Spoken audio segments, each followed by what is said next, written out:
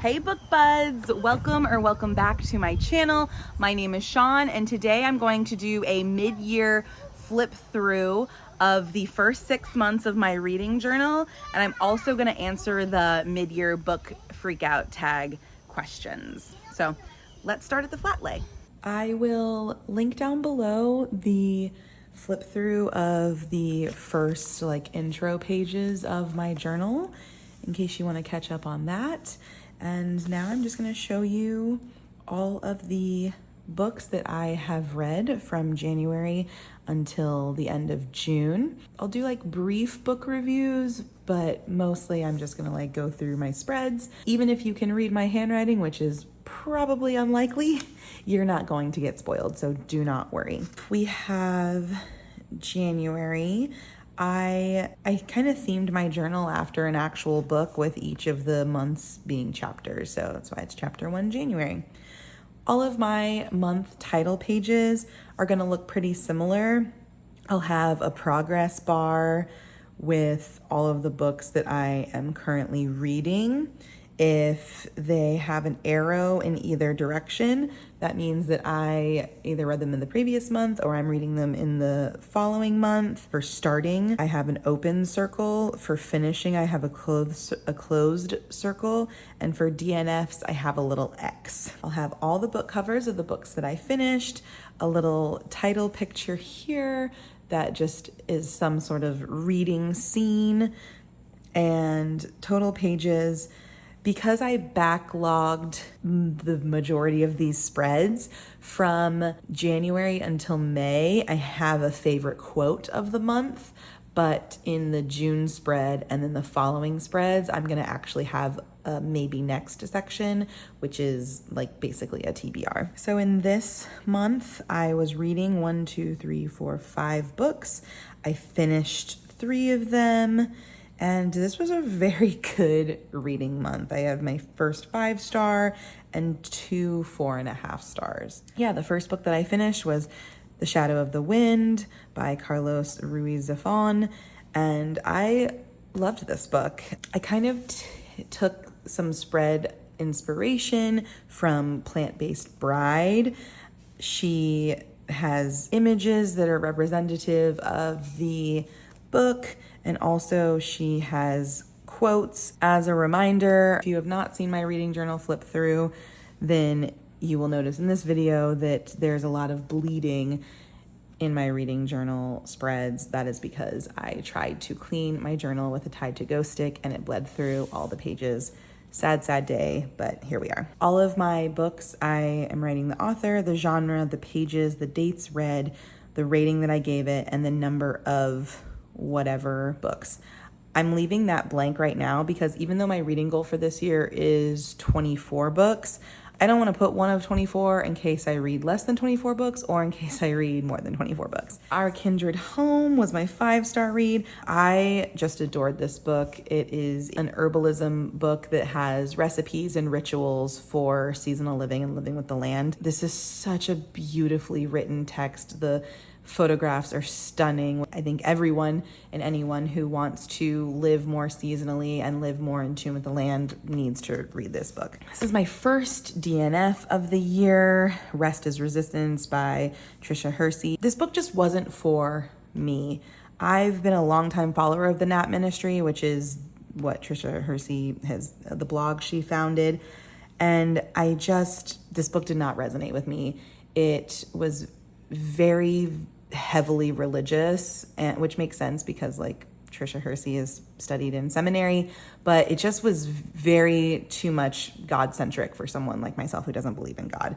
So that wasn't my vibe. And honestly, I think this would be a really great book for people who are just starting out their journey to liberation and anti-capitalism and rest as resistance.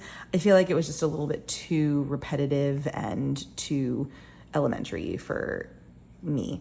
And that's not I'm not trying to sound like an asshole. I just, I'm just a little bit further along on my journey. I've had a couple friends who absolutely loved this book because they needed to hear these things. Her Body and Other Parties, this is a 4.5-star read. I absolutely loved this.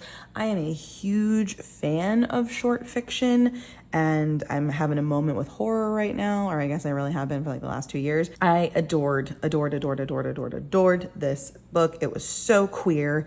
It was so feminist. There's like a tale in here of like a woman fucking her way through a global plague that honestly is so eerily similar to COVID. I swear it's like Carmen Maria Machado prophesized COVID. It's so creepy. If there's one thing about me, I am an ACAB girly, except for Captain Olivia Benson. I loved Carmen Maria Machado's twist on my favorite cop propaganda. That was it for January, and so now we're getting into February.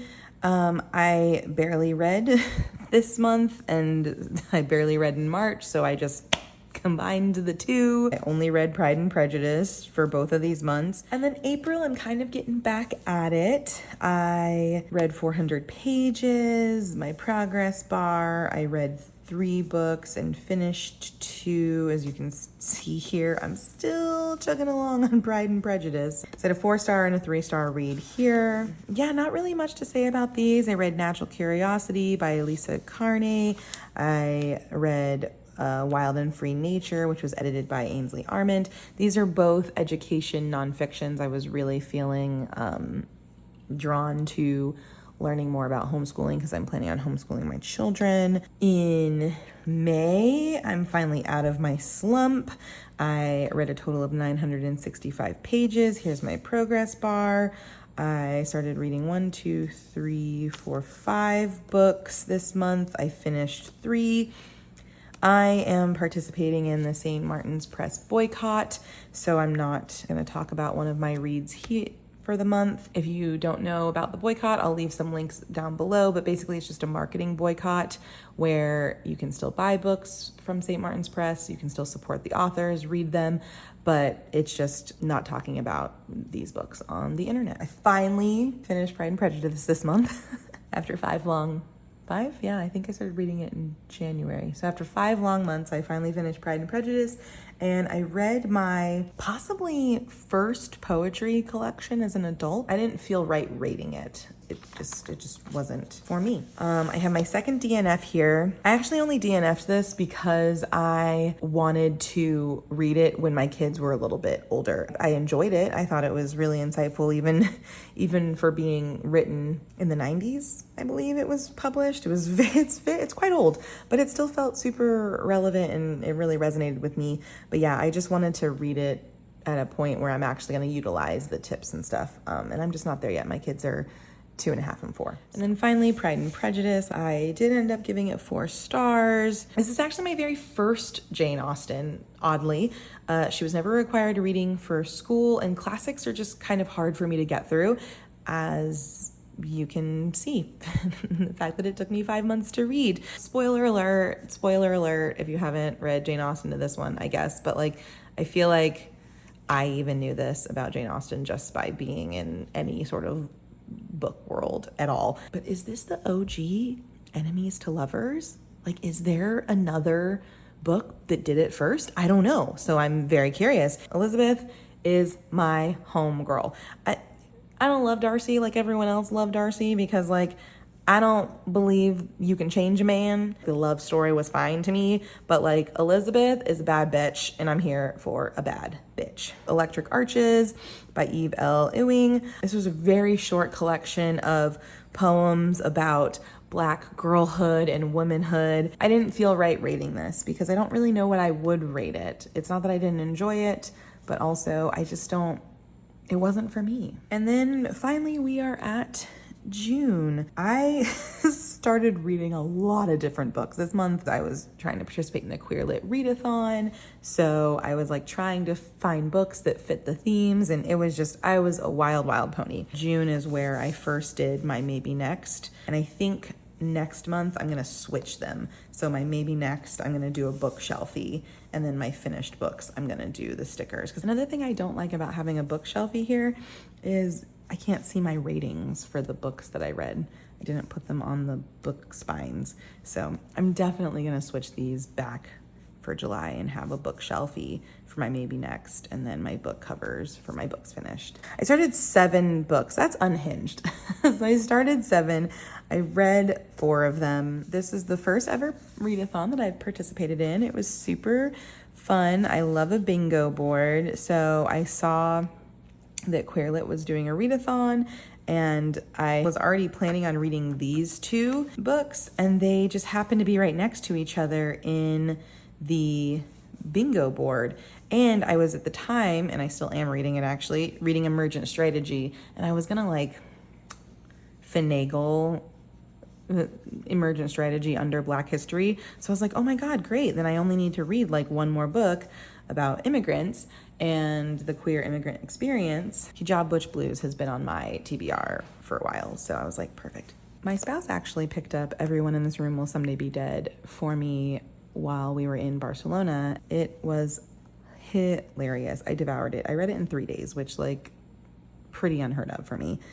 But it was so funny. I laughed out loud. It was hella gay. I don't think this book is gonna be for everyone. It's kind of hard for me to recommend it to people because it might be like a little traumatic. I don't know. So, but I loved it. It was hilarious, and it really resonated with the main character. I wanted so desperately to love Our Wives Under the Sea by Julia Armfield. You know how sometimes when you read a book that makes you question if you're smart enough to be reading a book because you don't really like get it? That's how I felt reading this book. I mean, I got it. It was meant to be about grief and loss and a portrait of like, you know, a marriage falling apart, but I really struggle with enjoying literary fiction, which, you know, is more character driven than plot driven, if I don't like the characters. It wasn't good. I gave it 3 stars. I'm sad. I wanted so desperately to love it. Why don't I love this? I should love this. All right, next up was Dread Nation by Justina Ireland. I am not typically a fan of young adult fiction, but I loved this book. I gave it 4 stars. It's a YA horror. It's like an alternative telling of the Civil War, which I also am not usually like a huge fan of like Civil War era stories, just because like I don't care to read about slavery. But this was like if the Civil War had zombies.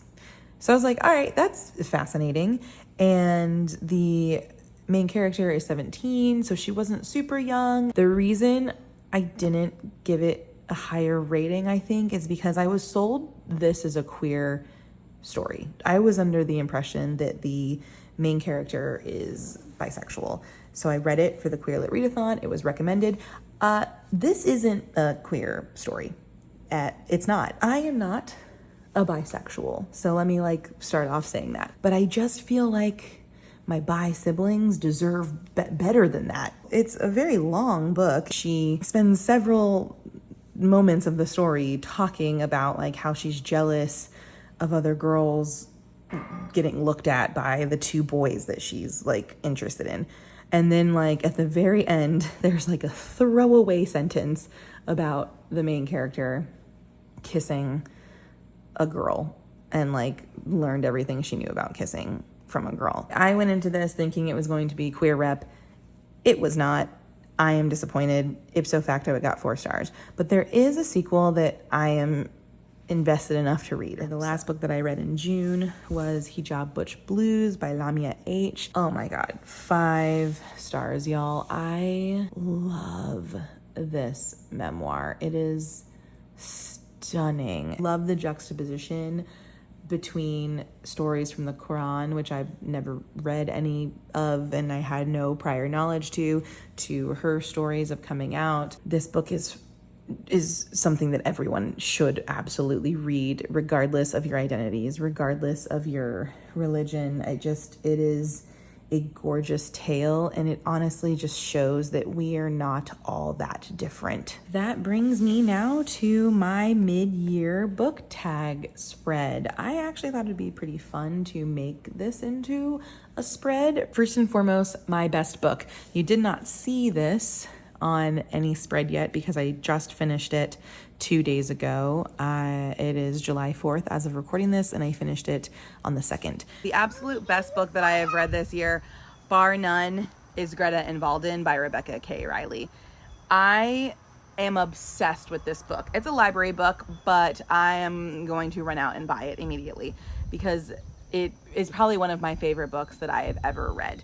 I mentioned earlier that I sometimes wonder if I'm smart enough to understand literary fiction. Really, like, what I mean is, like, I get it, but I don't always love it. And I think the reason I don't love some lit fic is if I don't connect with the characters, there's no plot to like keep me interested. So I have to really love the characters in a literary fiction in order to want to actually read it and or enjoy it.